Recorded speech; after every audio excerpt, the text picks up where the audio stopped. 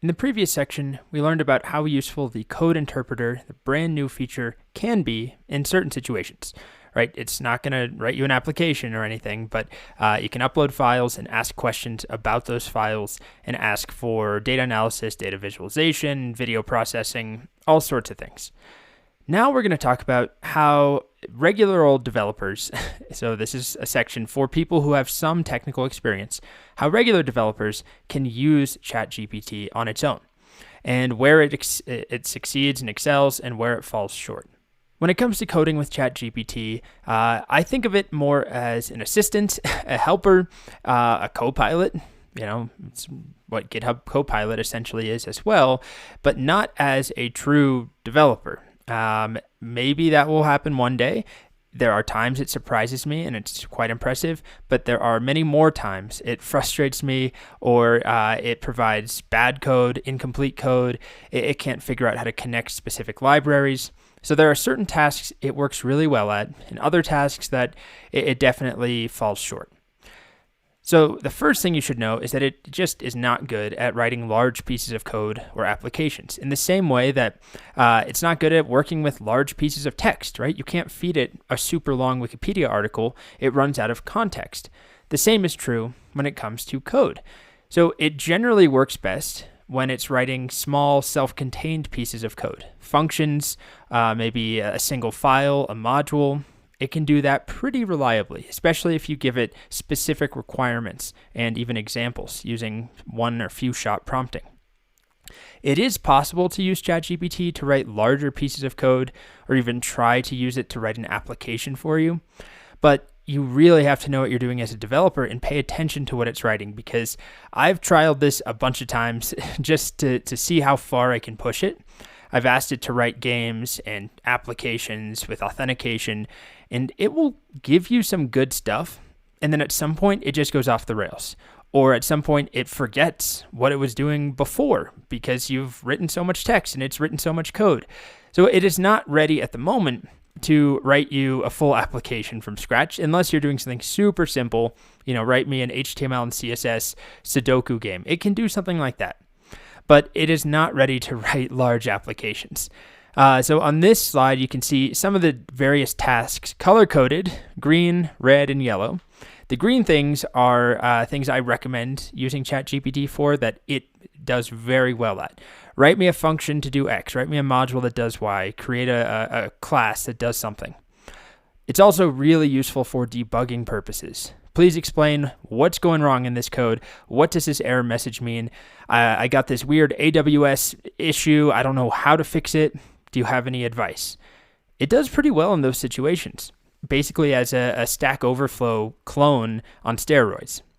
How can you improve this code, this algorithm, this file, the time complexity of this solution? It can do very well in those situations as well, where you're giving it something that's self-contained and asking it to fix it, improve it, critique it. It also does really well translating from one language to another or basically acting as a tutor. So I've been learning more Scala recently, and I frequently use ChatGPT, not just to translate things to Scala, but also to ask questions and ask it, treat it as if it was my Scala tutor, and it can be pretty helpful there. Where it does not do well, as I've already explained, is asking it to write a full-fledged application from scratch. With a caveat, if you're willing to work with it, if you have the technical know-how, if you want to try and coach it along the right path, you can get it to help you with larger pieces of code, but you have to ask very specific pointed questions. You have to be careful about how many tokens have been used in the context window, and you have to be very specific. So asking something like write me a chat application won't get you far. Asking it to help you start a chat application using Express and MySQL might get you started. It will give you something that you could start with, but it's not going to write an entire app for you, and you'll have to keep coming back, asking it follow-up questions, providing more context, reminding it of the code it's already written because it's already forgotten about it a couple minutes later. If you have a lot of stuff in your chat window, it will forget about the earlier stuff. So it takes some work. And this is just based on my experience. It is useful in a lot of situations relating to code, but it is not going to write full things for you, at least not yet. So I'm going to show some examples of how I like to use it, some real world examples in the next few videos. And this is, again, for people who have some technical knowledge. I'll mix it up, do some Python, do some JavaScript. It won't be specific to one language. So if you're a Python dev, don't worry. If you're a JS dev or something else, these are all going to be just pretty generic examples for any language. Next, I have some quick tips and strategies that will help you if you're using ChatGPT as a developer. And the first thing to keep in mind is that it is definitely an iterative process, especially if you're trying to write longer things. I already touched on this in the previous video. It doesn't work very well if you just tell it to write you an application. It works much better if you go slowly. You give it some context at the beginning. I'm trying to build this application. Here's the tools I want to use. Can you write this one piece first? Can you write this one route? Can you create the HTML for this one view? And then you can build it up as you go. And I'm going to show an example of that. But just keep that in mind, that it's not going to spit out something most of the time that is perfect and big. It will spit out perfect in small chunks like shell scripts and functions and standalone pieces. I use it for that all the time, and it usually works pretty well. For bigger things, it's very much try something, it doesn't work, try it again, and repeat process. The next tip is that it's often wrong. It happens a lot. It will generate code. I'll show examples of a time I got an infinite loop in the real world outside the context of making this course. I was working on a project where I was trying to use ChatGPT to help me. It gave me some code that seemed like it worked, and it was a complete infinite loop once I actually started using it to request an API, and I used up a whole lot of API credits, which is my fault, but it is wrong often. The good news is it's also very good at fixing things when it's wrong and you tell it that it's wrong. So one of the videos I have coming up is a very simple demonstration of that. I asked it to build this little animated HTML page where we have a logo bouncing around the screen from corner to corner, kind of like the old DVD screen, if you ever saw that. And it took 3 or 4 attempts of me trying, and it's like 50, maybe 30 lines of code, nothing big. And it was completely buggy, didn't work. It was stuttering. The image wouldn't move. And then I identified the issue and I told it, hey, it's not working. There's a bug and it's just stuttering on the screen, and it immediately fixed it. So I'll show that as a separate video, but just to give you a heads up, it often is wrong, which is not the end of the world if you are aware that it's often wrong, because it is pretty good at fixing code that it writes, especially if you can identify why something doesn't work. And then finally, a really important piece to keep in mind is the context window. Remember that every model, ChatGPT model, has a maximum context window, which is the amount of tokens basically that it can work with in terms of its input and output put together. And if you exceed that, you can run into problems if you're writing large applications or large pieces of code across multiple files, a really long conversation. By the end of that conversation, it often forgets or doesn't know what happened at the beginning, and it starts going off the rails and writing code that doesn't cohere to the rest of the code that it generated for you earlier. So this is something you want to be aware of, especially with longer things. It's true of any long chat that you have with ChatGPT, but I've found that when I'm working with code, those tend to be the longest types of chats that I have, especially with bigger applications. So the model will start to forget about things and generate nonsense. One strategy, aside from just being aware of this, knowing about the context window, knowing that if you get too many tokens, too many words in a chat, it isn't able to process all of them.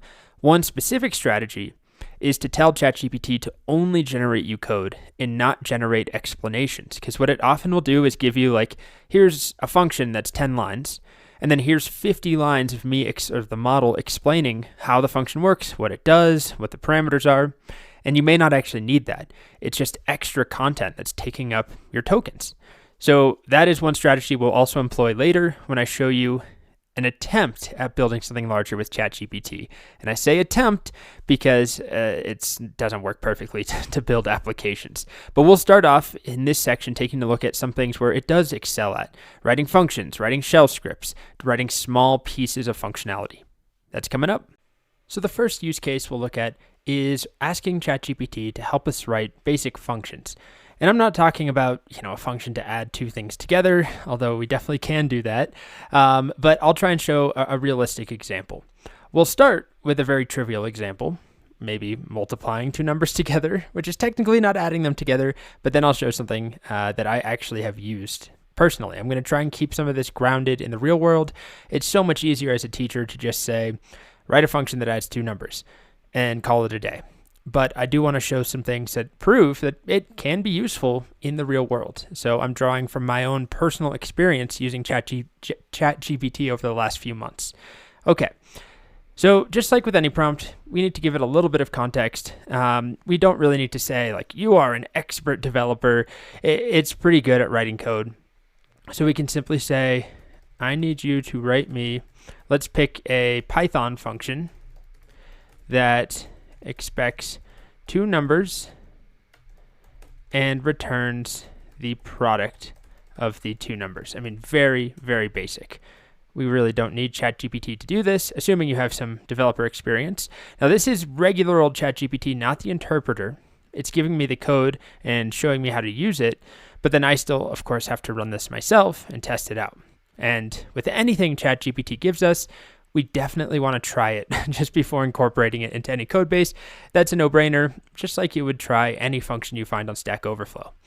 And it does work pretty well in most situations, including really basic functions that, it certainly has come across this exact function in its training data set, but also in novel functions that it maybe has not come across.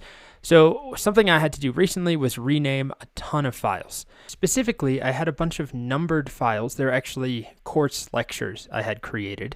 And they were in this format where I have a big course, maybe with 100 or 200 lectures, and I number them as I go, 1 and 2, 3, 4. I'm using text files for this demo, but when I actually ran this a couple weeks ago, I had already done this using video files. And I just don't want to mess with them right now. I'll leave my video files alone because they are correctly named. Anyway, what I did, kind of a naive thing for how long I've been making these courses, I normally label my course videos like this. In section 1, I'll have 011.mp4, and then I'll have 012, and those will all be in section 1. And then in section 2, I have 02.01.mp4, for example. And the reason I do it this way is because Udemy has a bulk uploader where I can upload 100 videos at once and then attach them to lectures after I've uploaded. The problem is, if I name my videos like this, 1, 2, 3, 4, 5, and then I have in a separate section 1, 2, 3, 4, 5, and another section 1, 2, 3, 4, 5, I cannot figure out which video is which. I'll upload them all, and there'll be like 10 videos, one from each section, that has the name 1, and then another 10 videos from each section that has the name 2. So what I want to do is basically take the folder name, like right here, and rename this lecture to be 4_1. And this one would be 4_2, 4_3. It would be simple enough to do this myself, but I just asked ChatGPT to help me with it. So I basically wrote a prompt that says, I have the following file structure. And then I tried to diagram it here, where I have a folder with the name of 1. And then inside that folder, I have 1.txt, 2.txt, 3.txt. And then I have a folder called 2. And inside of that, I have 1.txt. And I'll just leave it off at 2.txt. And then below that, write me a Python script that I can run to rename all the files in a directory to be prefixed with the number of the directory, maybe the parent directory. Then move all the files into a single new directory called ready to upload or something like that. So I wanted to take this structure and write code that can loop over all of the directories, which I might need to coach it with because it might just assume I only want these 2 directories. Take the name of each directory and prefix each lecture, each file, with that number. So 2_1, 2_2. So I might even show it the format.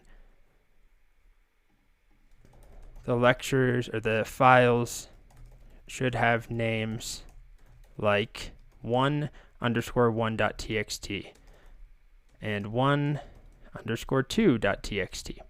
So I'll show an example of the end format I want. Let's see what it does. It might need more information. Okay, so it starts by making my directory called ready to upload if it doesn't yet exist. List all the directories in the current working directory. If it is a directory, list all the files. And then perfect, this is exactly what we want. This line right here, if you're not familiar with Python, this is an F string. It interpolates the name of the directory underscore the name of the file, and then it moves them all into this directory. Now let's see. It says you're running it, I assume you're running it in the parent directory of the 1 and 2 directories. That's what I want. So let's try this. I'm going to make a new script in here called, rename files.py. I put the script that it gave me in rename files, so it's in there. And now I'm going to try executing it. And let's see what happens. Okay, it looks like some stuff happened. These directories are now empty, which I did tell it to move them. I could have said make a copy, but I was dealing with video files originally, which were large, like hundreds and hundreds of gigs of video, so I didn't want to do that. And now, instead of ready to upload, perfect. I have 4_x. I have 3_ each one of my lectures, 2_ and so on. It did exactly what I wanted. So I did this in the real world, like I said, but I was using video files, and then I could take this entire folder and upload it all to Udemy at once using the bulk uploader tool, and I didn't have to worry about name collisions, and it was very easy as I went section by section to identify the correct videos once they were uploaded. So just a simple example, but this is the sort of thing that ChatGPT is really useful for in my day-to-day life as a developer. I could write this function. It would just take some time. Why not try something using ChatGPT and save that time? As we've already discussed, one of the things that ChatGPT excels at as far as code-related prompting is generating standalone discrete scripts, functions, classes, things that exist on their own. And one of the most common use cases that in my own daily developer life I turn to ChatGPT for is writing simple shell scripts or even just a shell one-liner. I've published courses on Unix commands, where I cover like 50 or 60 different commands and how to combine them, how to write your own shell scripts. But it takes time, and I only remember like half of them on my best days without having to research some of the different commands. So by using ChatGPT, I can really quickly create utility scripts and just one-liners that are useful, that don't require 5, 10, 15 minutes of digging around and playing, but instead just a single query to ChatGPT. So a really simple one to start would be on a Mac. Everyone on a Mac gets these pesky hidden DS store files, these system files. So here's a directory. I have one there. I didn't make it. My Mac just adds it in there. Let's see, I think there's at least, here's another one nested in my routes directory in this folder. Let's take a look at the views directory. Okay, there's not one here. How about in my models directory? Yep, there's a DS store file. And these are just annoying. I mean, you can add them to a git ignore, and that makes it easy enough. However, if I want to just remove them all, so that they're not cluttering my workspace or not showing up in my videos, I could write a script to do that. And it's probably going to involve RM and possibly find, but I could also ask ChatGPT to do it for me or write a script for me. Write a command line script, can I zoom in a bit, to remove all DS store, there's a dot in front of it, files from my Mac within a given directory and all nested folders.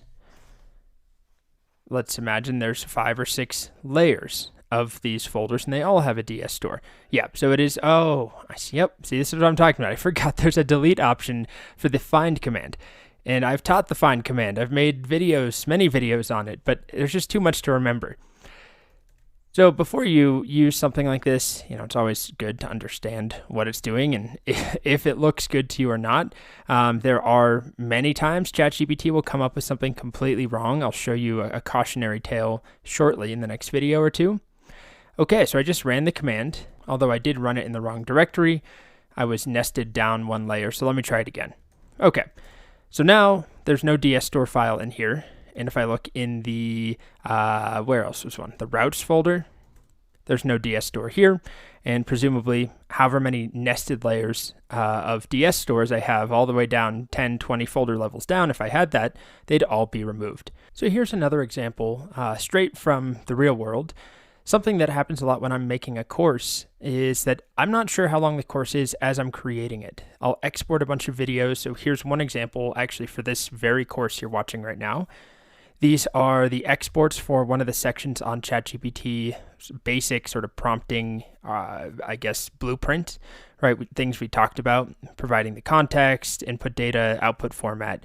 Anyway, I have all the MP4s, and I just want to have a rough idea, or I guess a precise idea of how long this section is, because it's kind of a pain to upload my videos to Udemy, where it will actually start, telling me how long the course is. So what I'd like to do is have a script to start, at least, that will just take one directory of videos and tell me how long all these videos are. And then ideally, I could run it on the overall course directory that has a bunch of nested course folders. And then it could tell me up to date right now, every time I run it, just a little command line script, you are at 8 hours or 7 hours or 20 hours, because that makes a big difference on how I approach a course. If things are getting way too big too quickly, which has happened, I end up having to re-record things, slim it down so that I'm not making like a 30-hour course or a 40-hour course. Anyway, I'm just going to ask ChatGPT to help me with that. Can you write me a simple shell script that will, let's go with sum the durations of all videos within a specific directory? And I think I want to avoid doing any standalone shell scripts here. Instead, I'm just going to ask it to make me a one-liner. But realistically, I would put this in a file, make it an executable, and be able to run it, with some sort of name that I give it, like, I don't know, calculate length, current length, something like that, curlen. Okay, so it is giving me a bash script, which is fine. But then I'm going to ask it, can you instead make that a one-liner? And this is, again, this iterative process that we'll talk more about, where it's a conversation going back and forth with ChatGPT to arrive at the actual end result that behaves the way I want it to. So here's what it's given me. It's using the find command. It's using something called ffprobe. It's then looking for the duration. And then it's using the paste command, which doesn't really work well on a Mac. So I'll just run this. I will have to replace this path to directory with the current directory, just dot, because I'm already in that folder. And actually it looked like it worked okay this time. Interesting. That's good to know. I was having trouble with the paste command a couple days ago. But it does look like I can only assume this is a duration in seconds. There's no way that these, 8 videos are 2,000 minutes. So then I could ask it, can you rewrite it to give me the duration in seconds? Sorry, minutes. Now, it's just going to divide by 60. It would be simple enough to add that on ourselves. But again, we're having a conversation with it and improving things as we go. Okay, so it adds in an echo, wraps everything, and then divides by 60 at the end. Let's try that. Replace the path to the directory with dot, which is the current folder. And it gives me 35 minutes. Okay, so I'll verify independently after this. Just do the math. I'll add them up together and tell you if that's correct. And indeed, it is correct. I just summed it up manually. The videos are slightly longer than 35 minutes total, but it's rounding down to 35, which is fine. But if we look at my folder structure here, it's kind of a mess. But this is a peek into the disaster of my course structure, organization, file structure, all that stuff. If I look at one of these, like the code interpreter section, it includes a bunch of screen flow files, which is the software I use to record the actual videos. Then I export them into a folder, in this case called interpreter exports. And then I have all my MP4 files. So what I wanted to do is work with all of the MP4 files it finds within this directory. And we can try running it as is. So I'll go to the parent directory of my entire course, which is this folder here called ChatGPT course. And I'm going to try running the command. Where are you? This one. And let's see if it does work, if it finds all of the videos. And it's unhappy because the way that it's doing find right now is that it's just taking every single file.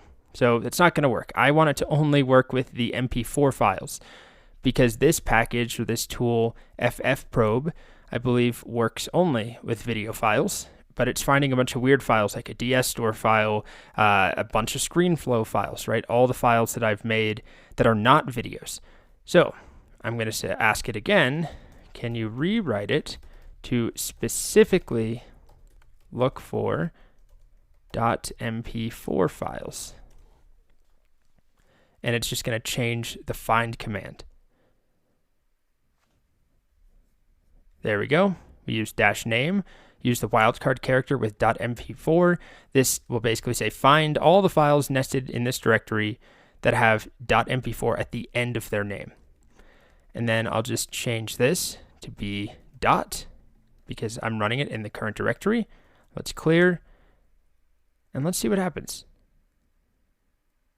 Just doing some recursive searching and finding, and hopefully there we are, 584 minutes, which at this point, when we get to this size, I may actually prefer it in terms of hours, which, what I would probably do is turn this into an actual shell script I could run with different options, one for M, minutes, one for H, hours.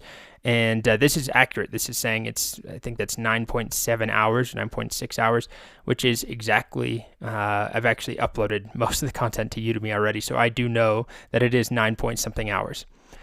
Okay, so pretty nifty, just a simple example, but could I have written this? Sure.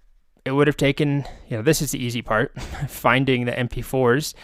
Using this FFprobe package or script, I've never used it, but it apparently will extract the duration of a video. That's one of the options. And then we sum them all together and divide by 60, and there we are, 584 minutes. This is the sort of thing that I think ChatGPT is really good at and can enhance pretty much any developer's workflow, not just shell scripting, but that's a common one where, you could be a Python master, a JavaScript master, a Java master, whatever, but shell scripting is its own thing that almost everyone has to worry about at some point. And for me, even though I've taught courses on it, it's still hard to remember most of the stuff, to be honest. And ChatGPT just made it very easy. I just had to go back and forth with it a couple times to improve the initial command it gave me. And finally, it probably would have been best just to go with a shell script from the beginning, put this in a script, make it an executable, give it some sort of name. That would have been nice. But I just wasn't sure if everyone was comfortable and familiar with doing that. So I just asked it to give me a one-liner instead. But then, of course, I have to remember this one-liner and copy and paste it every time, which is the whole point of creating our own executables. I can give them a name and run this as, calc duration, cur duration, something like that. Get minutes, get hours. Anyway, so here's one more example. Another thing, this is from the real world, that I asked ChatGPT to help me with was creating a script that would tell me how much I added to my computer's file system, how much space I took up today. Because it's a long story, but I now live in a place with pretty bad internet, and I used to be able to keep everything in the cloud and have no issues, and making courses, can be terabytes of data. Now, with my internet, I'm constantly worried about how much I'm adding to my disk and how much a course is taking up. And specifically, I want to know day by day how much I'm adding. So it's a little tricky. So I asked it to write me a shell script that tells me how much space I've taken up on my hard drive today. It's tricky because not all systems actually track when something was created. Usually Unix-based systems will only track when things were last modified. So it's not entirely accurate. If I go back and modify something I made a week ago, it will be included in this count if I modified it today. But anyway, here's the script that it wrote. It's very simple. It uses disk utility, so du right here. It uses find. By default, it is finding everything in my root directory, which is going to include all sorts of system files and things that I didn't touch myself. So I think I'm going to rewrite it to work in the current directory. I'll change this to be dot. And then let's just say that you're not sure how to set this up as your own bash script, if that's in fact what I want.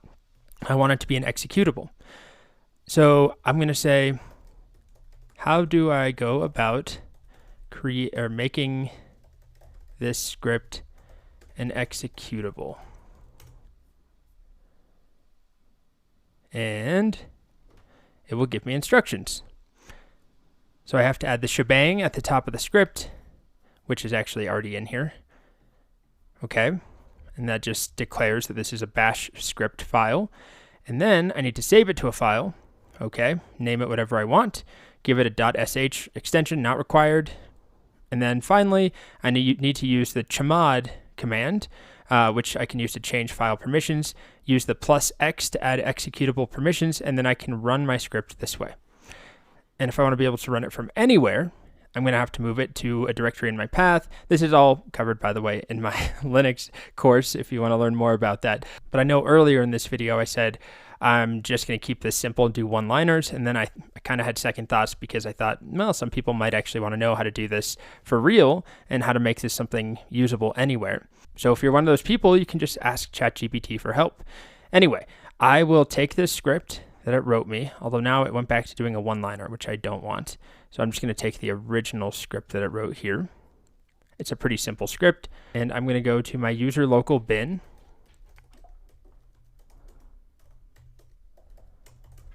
Okay, I will touch a new file. You can see a bunch of different commands in here. I'm going to make mine called space. Maybe, is that what I want to call it? Sure. I'll call it space or storage or something like that. And then I'll do space.sh. And then I'll just use nano on space.sh. I'll paste my script in here. And then if you've never used nano, it's just a simple text editor built in to most Unix shells. And then I will save this using Control O to write it out. And then I'll quit with Control X. All right, so if I look at that, cat space.sh, there it is. That's my script. Next, I simply have to make it executable. So chmod plus x will add executable permissions, and it's called space.sh. Great. And now let me open up a new tab, and I can verify that it works by doing which space.sh. This will just tell me we found it. There it is, user local bin. Now we'll go to the directory that has my course that I'm currently working on, this very ChatGPT course, and I'm going to run space.sh. And I had to stop it because I realized, again, it was going through the entire root directory. So I'm going to reopen this in nano and change this line to be the current directory I'm running it in with the dot, and then write that out with Control O, rename it, and Control X to quit. Now I try it again. And right now what it's showing me is that I've touched 1.5 gigs. I've either created or modified 1.5 gigs of data in this particular folder today. So if I go into a different folder, let's just burrow down into something I did a long time ago, like the basics. This is all about making your account for ChatGPT, the interface, the fact that there's a training cutoff. That was one of the first things I recorded. If I run my command in here, it actually doesn't give me anything. I didn't touch anything in that directory. I didn't modify or create any files in there today. All right. So that's all I want to show is you can definitely set up real fully fledged scripts too if you don't want them to be one-liners. I just wasn't sure if everyone was on board with how you go about doing that, but you can ask ChatGPT and it gives you a very usable explanation. In this video, I'm going to show a real-world example from my own life as a developer outside of making this course. So this is not a contrived thing, just manufactured to show some concept or illustrate something in this course. This is real, and it has to do with the fact that often ChatGPT will just give you broken, buggy, or just flat-out wrong code, especially on its early attempts. But if you can identify the issue or even just tell it that it's wrong, it often will fix it and respond with working code. And that's exactly what happened here. And I'll show another example of this. We're going to make a little DVD animation thing where a logo bounces around the screen, and it got it wrong a bunch of times and then fixed it.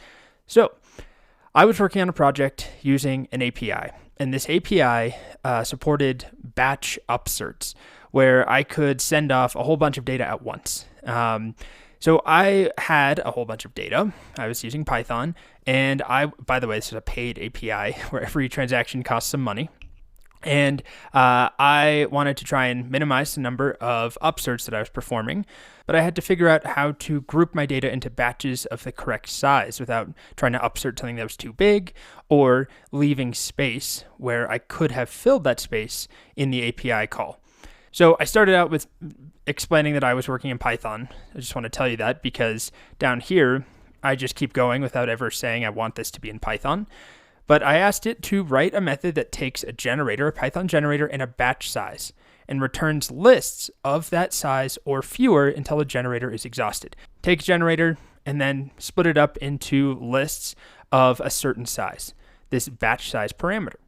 So it gave me a function that seemed like it worked. It even gave me, an example of it and the output that I would expect, which is what I wanted, right? If I provide this generator to it, in a batch size of 3, it gives me lists of size 3, and then a final list of size 1, because there wasn't enough elements to fill a list up to that size of 3. So I'll just demonstrate this. And if you're not familiar with Python and generators, that's okay. Just know that this is the output I'm expecting. Basically, not an infinite loop. And it seemed to work. And that is where I made a mistake because I trusted this. I didn't even really bother looking at the code, which was my fault completely. Then I went off and tried to use this in the real world with the API that I was working with. And turns out there was an infinite loop. And I kept upserting a ton of data over and over and over and over. So here's another example. So this just keeps going and going and going, and this is not making API calls or anything. It's just a demonstration that, okay, let me interrupt the process. I got an infinite loop. So I responded with that exact fact. This gave me an infinite loop. And just like I said on the slides earlier, it often will just correct itself. You don't have to tell it exactly why it gives you an infinite loop. If you just tell it infinite loops, it often will fix itself. So it gave me a better version. So I'll just demonstrate this now. Oops, I don't have Python open. Oh dear. Okay, let me open up Python again. I'll paste this in and I'll rerun the line that was giving me an infinite loop right here. Now it no longer gives me an infinite loop and it works just fine. So don't be surprised if it gives you code that's completely incorrect. You'll see actually quite a few examples of that in this section. In the last video in this section, we build a very simple web application with Flask. It's a URL shortener, and it keeps using the wrong function and the wrong parameters for the SQL Alchemy library. And it keeps basically breaking. And then I call it out and say, hey, I'm getting an error. And then it corrects itself and says, oh, shoot. You have to call this within a specific context, or you can't call it with parameters. And it happens 2 or 3 times with the exact same one function call that it just gets caught up on. So it's often wrong at first, but if you call it out, you tell it there's a bug, it's wrong, it's an infinite loop, whatever, it often can fix itself. It's not a guarantee, but just know that as a developer, be careful with the code that it gives you and don't do what I did. Another use case as a developer for ChatGPT that I turn to sometimes is converting code from one language to another, which I could show you an example of, a dumb multiply function or addition function in JavaScript and ask for it to be written in Python. Sure. But this is a real example from last week, 2 weeks ago, where I was working with the Udemy API and I was just playing around with it with curl. So right here is how I was making a request to the API. Obviously, I had my secret token in there, but I didn't feel like providing that to ChatGPT. Then I just asked for it to convert the curl request. So if you're not familiar with curl, it's a command line utility to make requests, HTTP calls. And this was working fine, but I was ready to start doing it in Python.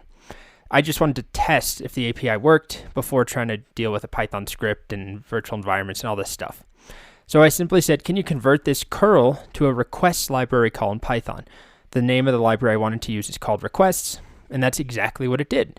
It imported requests, it made me the Python script, and then it just prints out the JSON at the end if I want it. But then I wanted it to be a function. So I asked it to add variable arguments so I could supply some query params. Once again, iterative prompting here, starting simple, and then adding in some additional functionality, and it gave me an even better function. It even used types in here, which I didn't ask it to do, but it put types in there for me, made me this function, Udemy instructor API call. It expects a path, a secret token, and then params as a dictionary that's optional. And so now I can provide my params, and it will pass them through to the request as it's making them. And again, this is something any Python developer could write, but this just makes it super easy and super quick. So just an example of converting from one language to another. Additionally, I had the same chat session open now that I'm just sharing my chats with you. It feels very vulnerable here. This is completely separate, but I was getting back this date string in this format, and I wanted to parse it reliably. And I hate dealing with dates, so I asked for some help, and I said, can you help me reliably parse it? Here's the format. And it helped me. It gave me some Python code to do exactly that, right? Using the datetime package or the datetime library, we provide the date string and provide this format. I mean, these things are so dense and annoying to look at. I mean, I know year and month, but I can never remember the capitalization and all the different variations for how you work with these date times and represent them as strings to parse them. It gave me a great explanation, and I incorporated this into my code, and it worked great. So unrelated, but just a little sidebar there, just to show that I do use this pretty frequently. Here's another example from the real world of me using ChatGPT to convert not necessarily one language to another, but one framework to another. I started an app using Fast API, which is a Python web development framework, and I decided halfway through I wanted to switch over to Flask, which is another Python web development framework or web app framework. So I just said, rewrite the following Fast API app as Flask. I provided very simple application here, just a couple routes, 50, 60 lines of code, and it rewrote it for me perfectly in Flask, and it worked on the first attempt. Again, something that most developers could do pretty easily, at least if you're familiar with Fast API and Flask. Wouldn't take that long, but it'd take 15, 20 minutes or so, and it did it for me just in a matter of seconds. And then it gave me a nice explanation telling me exactly what it did, which would be really useful if you're somebody who, let's say, knows Fast API but is not familiar with Flask. It explains some of the key differences, the different ways that the route decorators work in Fast API versus Flask, for example. Another use case for converting one language to another, one framework or library to another, is purely educational. I've been learning Scala recently, and it is quite the beast to learn, at least for me, compared to a lot of the other languages I know. And I've been using ChatGPT almost like a tutor at times, where I'll take some Python code or JavaScript code, something like this function here. So this is a memoize to file function that it's a decorator that caches the output of a method into a JSON file, cache.json, and just going to copy this here.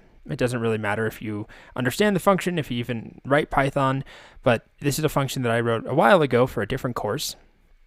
And then I'll go over to ChatGPT and say something like, I'm trying to learn Scala as a Python developer. Convert this Python function to a Scala function. And this is the important part for the learning process, and highlight any key differences between the languages.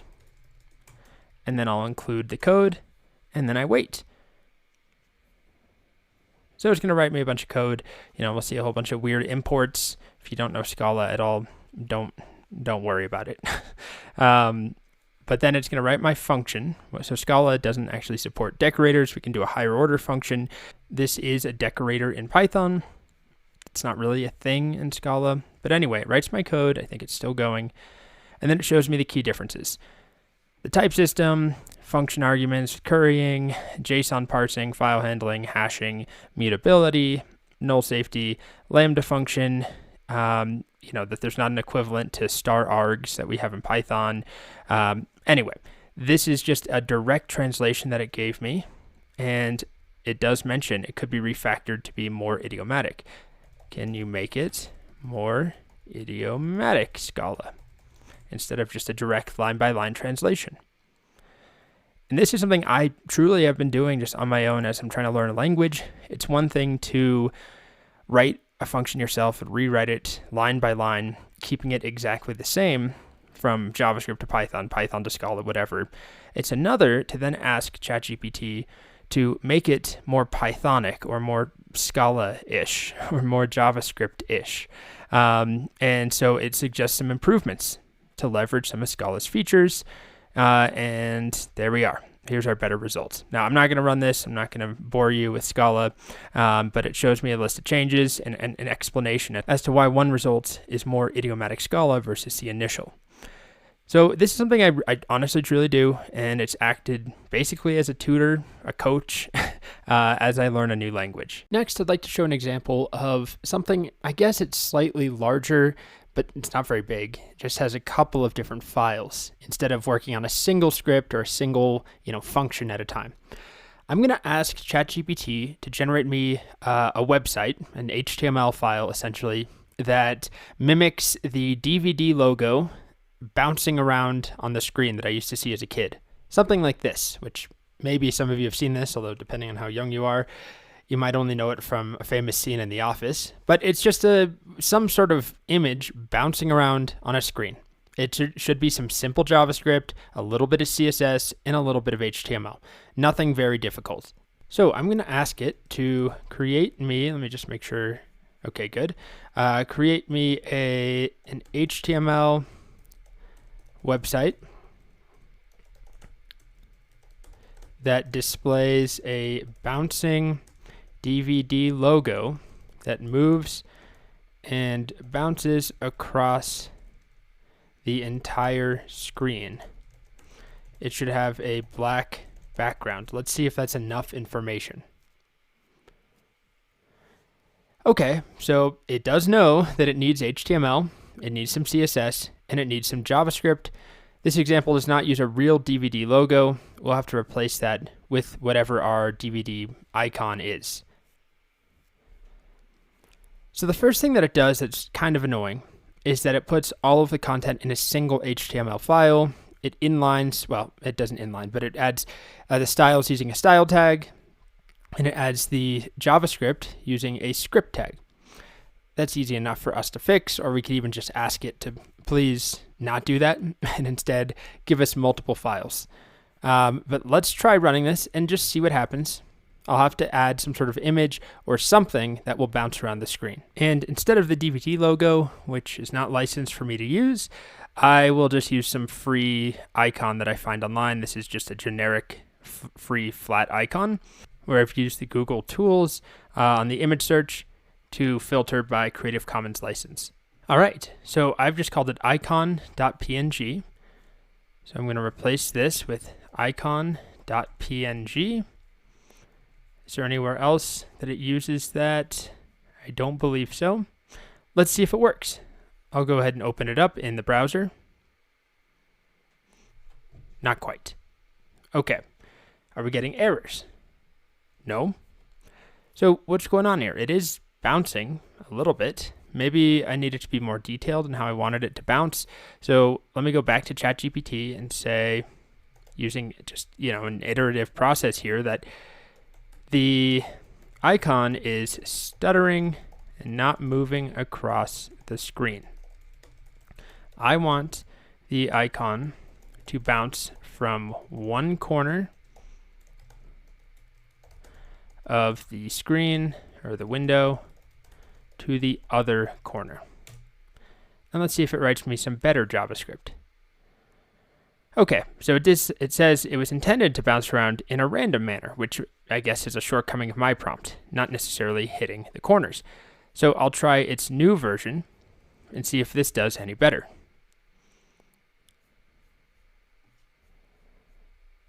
All right, go back to my editor, and I'll just have to replace this with icon.png.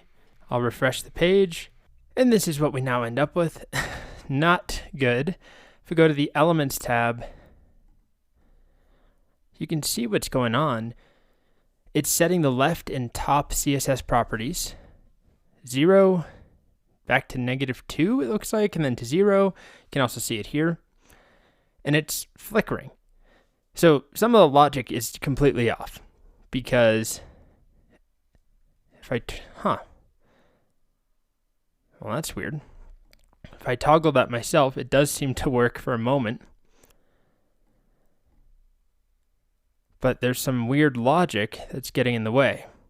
Yeah, this is just weird.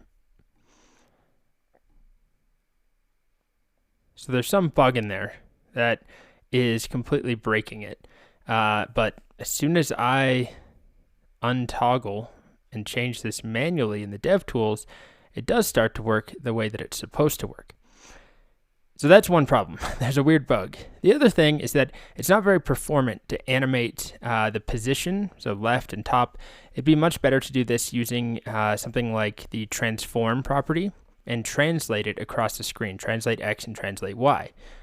So I'm going to go back to ChatGPT and basically start over and tell it, actually, I don't want you to use this approach at all. So down here, let's start over. This time, generate me a website that moves a, what did I call it? Icon.png logo across the screen from one edge to another, maybe I'll say from one corner to another, bouncing like the classic DVD logo. Please animate the position of the logo using the CSS translate property. Technically, it's transform property translate function. And let's see if that does any better. We get an error. Okay, try it again. We can certainly use transform for smooth animation. Let's see if it does it this time. So it starts to translate 0, 0. That's what I would expect. It's now using icon.png, which is nice. And let's see if that works any better. So I'll just put this whole code in here. Icon.png matches. And I refresh the page. Same bug again. Let's go take a look at the Elements tab. It's doing the same thing where the logic just keeps going between 0 and -2 for some reason. Now, does it work if I toggle this on or off? Nope. So why would it be switching between 0 and -2? Let's actually look at the code now. We're looking at the bounding client rectangle, or rect, basically the available space in the browser. It's also using var. It just does all sorts of weird stuff. If you're a JavaScript developer, you definitely would not be using var. So the next thing I tried was just telling it what was happening. The logo is getting stuck, toggling between translate 0, 0 and translate -2, -2. There's probably some issue with the order that things are happening or the logic that's flipping the speed. So there's an X speed and a Y speed. Basically, once we hit the border of the box, we're supposed to flip the Y speed to be negative of what it currently is. And then when we hit over here, the X speed, we would flip it to be negative to go that way. Same thing with the top and the bottom with Y speed. If we hit the bottom, we're going to flip the Y speed to be the opposite. And if we hit the top, we'll flip it again. So we're multiplying by -1. But there's something happening where it's not working and it's going out of order. So rather than putting some debugging stuff in here and, logging and seeing what's going on, I just said, all right, it's getting stuck. It's oscillating between 0, 0 pixels and -2, -2 pixels. And it rewrote it. It gave me an explanation. It seems the check for the boundary of the screen is happening after the speed of the logo has been adjusted, which could cause it to get stuck between two positions. So it rewrote the code for me. This time, you can see that the speeds are being adjusted first. Then it's checking to see if we've hit the edge of the box or not in the X and Y directions compared to what we had here. So I'm going to replace this, and we cross our fingers and take a look. It seems to be working this time. The logo is getting cut off. That's a whole other issue we can investigate, but it should change directions, at least in the Y direction. Perfect. And we'll let it go a little bit more. Change X direction, now Y direction. It's working exactly the way I wanted it to work.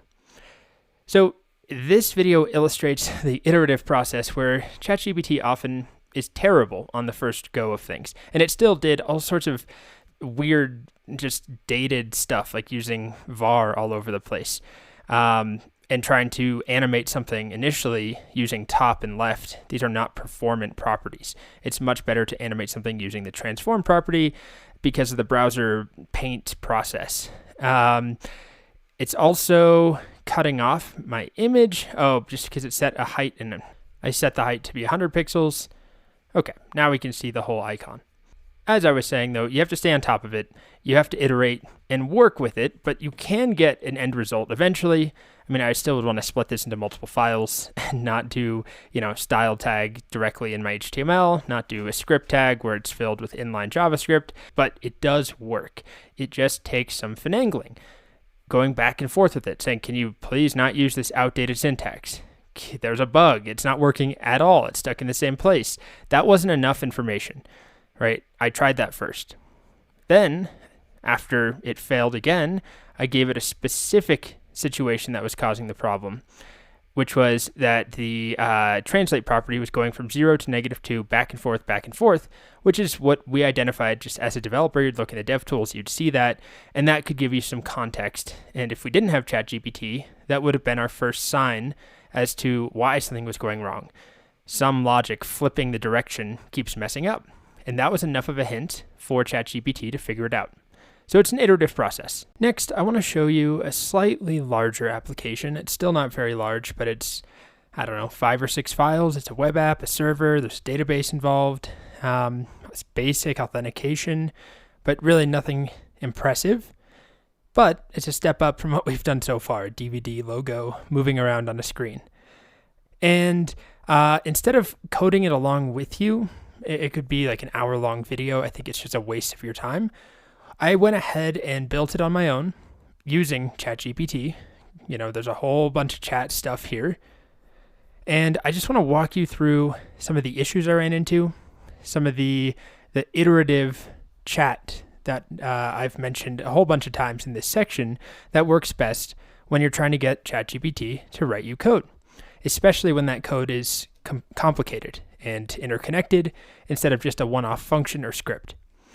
Okay, so what I wanted it to do is build me a link or a URL shortener, a very dumbed-down version of something like Bitly, where you can provide a long URL, and then it takes that long URL, stores it in a database, along with a shortened version that it generates, right? A unique short link, and then I can use that short link to visit my long link.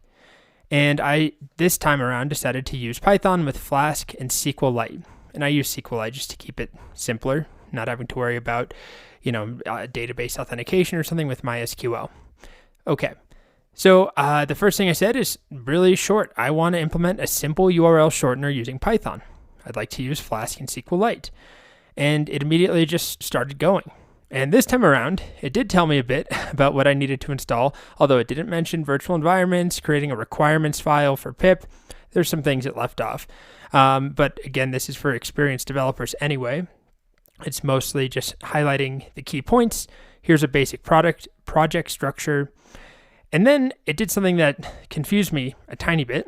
It gave me one version of app.py with some imports and my basic server.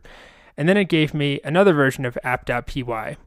And what confused me for a moment is that it's also importing Flask, just like it was in this version. So I just followed up saying, is this one file, two files? Further down here. And it said, I apologize for the confusion. They should be in the same file, and it consolidated the imports and gave me everything together. It would have been simple enough to figure out. It wasn't some crazy issue, but it just had some overlap. Then it also gave me a couple of really basic templates, index.html, url.html, where it eventually is going to render the shortened URL. And then it told me, here's how you run your application. Sure. Although I usually use Flask run instead of Python app.py. Fine enough. It gave me some explanation, told me to replace the test database URL with the location of my actual SQLite database, set my Flask environment variables, and then, it actually did tell me to use Flask run, even though it told me to use Python up here. Slightly confusing, but simple enough to figure out. Okay. Then I ran into a legitimate issue, which is it wrote code that caused an error. It was a pretty simple error to fix, but this is the error I was getting down here, working outside of application context. And this is coming from SQL Alchemy, Flask SQL Alchemy, which is the library that connects SQL to Flask, or one of the libraries that does that. And it all stems from this line. So it figured it out just fine. This is a very simple thing to fix. It basically just put this line db.createAll on its own, which is invalid. It does not work that way. And if you looked at the SQL Alchemy docs, it'd be the first thing you could identify as a developer anyway. So another example of it writing incorrect code that with a tiny little nudge, just showing it the error message, it solved. It rewrote the code correctly, and it modifies it so that it runs the line now right here with app.appContext, which is the correct way of running db.createAll. Okay, then I asked it some more questions to update the template so that I could put localhost in here, because right now it's, I'm not hosting this anywhere except locally on my machine.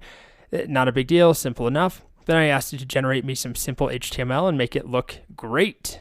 I don't know if it made it look great, but it wrote me some styles.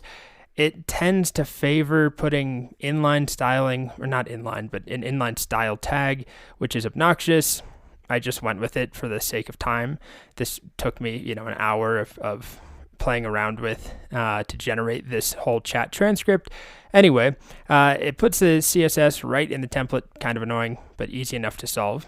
It writes some styles, and the styles look pretty okay, and they're organized well enough, and I was happy enough with those.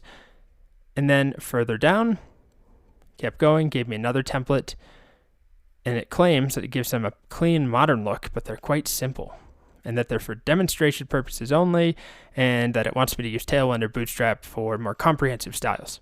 Okay, then I just asked it, what other features can I add? And it suggested authentication. It also suggested possibly adding testing. So I asked it to write me some tests, write a basic but comprehensive test suite. So it told me to install Flask-testing, and then it told me to make a testapp.py file. It's using unit tests, Flask testing, and it writes some basic tests. And they work decently well. I tried them out. It was fine. The logic of my application is dead simple. You provide a URL and you get back a short URL, and that's pretty much it. There's not a whole lot to test other than that. Then it gives me a super long explanation of how the tests work. And then I told it to add some simple authentication. So this is one of those things where, auth is a pain for a lot of people, and it would be nice to turn to something like ChatGPT to get help with. But you have to be careful, because it's one thing if you get a function that seems to work, but it actually has bugs. It's another thing if you take authentication code that's supposed to protect your application and it has a bug baked in or it doesn't work. It could cause a lot of problems. The stakes are higher, I guess that's what I'm trying to say with authentication. But it did an okay job. It told me to use Flask login, so install that, update my app.py to have some authentication logic in here using Flask login. It adds in a login method, a logout method, looks fine enough, a load user helper. And it did a pretty good job, at least getting the authentication up and running. It adds my forms in, but then it got an error again. Create all got an unexpected keyword argument app. And if you look where this is coming from, right here, create all app equals app. This is exactly what it told me to do. And then I told it, wait, that gave me an error. And it immediately apologizes. Another instance of it making a mistake, introducing a bug, using incorrect syntax. But when it's called out, it says, oh, wait a minute, the correct usage of that create all method does not include any params. And it tells me to change it from what it suggested to this right here, db.createAll. And also, once again, wrap it inside of this context. So just a small little bug here or there that if you don't know what you're doing, could be annoying to fix, but I would never suggest somebody who's a complete beginner try and use ChatGPT to make an application in the first place. If you are a developer, though, it can help. Then I said, all right, we have authentication. Theoretically, right, we have our routes, but there's no way to actually register. And it said, oh, I assumed you would manually add users to the database. So then it gave me a register route. It created the template for me. I went through all of this, and it works fine enough. You can register.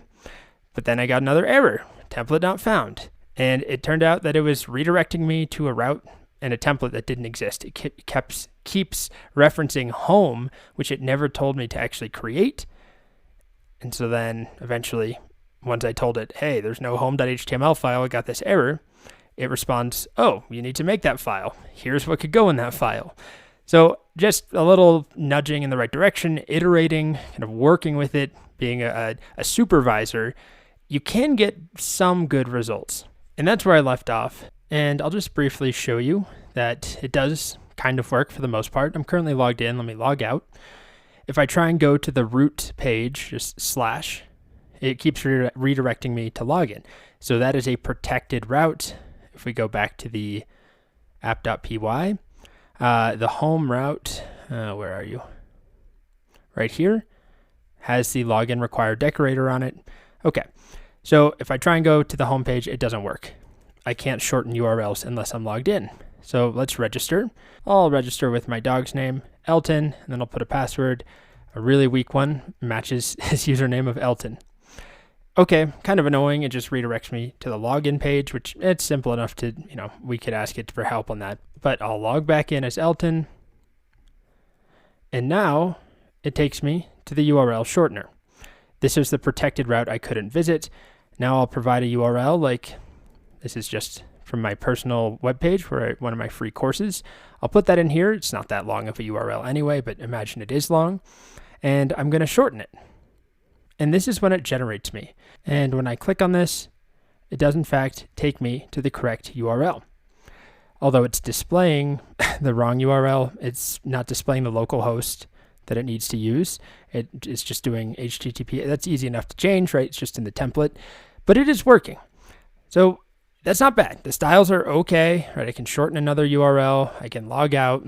Some of the routes are protected by authentication, but it's not perfect. I mean, I actually just asked it, what are some security issues or problems with the current authentication setup? And one big one is that there's no validation on your registration. You can register with the same email over and over and over, and there's no error handling whatsoever. There's no session management, really. The secret key is hard-coded right now into the application. So just a lot of things that in the real world would be real problems, but it's at least able to highlight them. So you just have to be aware, right? This is not a friendly process for a complete beginner. You could make a really bad, very vulnerable and buggy application if you don't know how to code.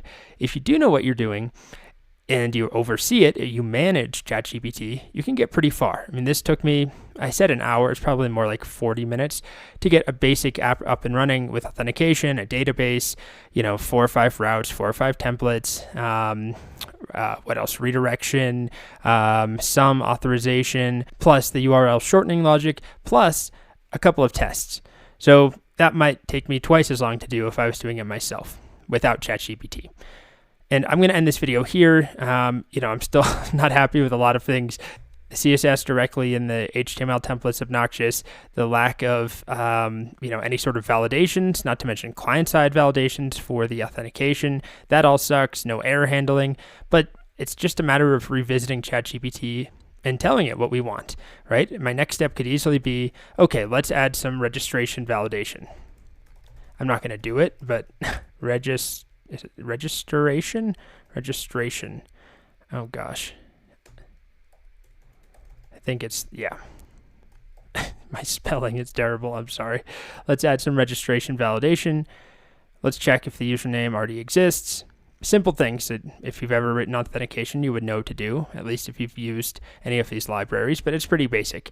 Look to see if, the email or the username Elton exists in the database first. If so, we're going to respond back and flash a message saying username already exists, redirect them back to the register page. Also, we could add some client-side validations with JavaScript, but that's it. It is definitely possible to get a lot out of ChatGPT as a developer assistant, a helper, but you're not going to get very far if you're relying on it exclusively. As we've already seen, it introduced 2 or 3 completely invalid lines of code that broke the application more than once.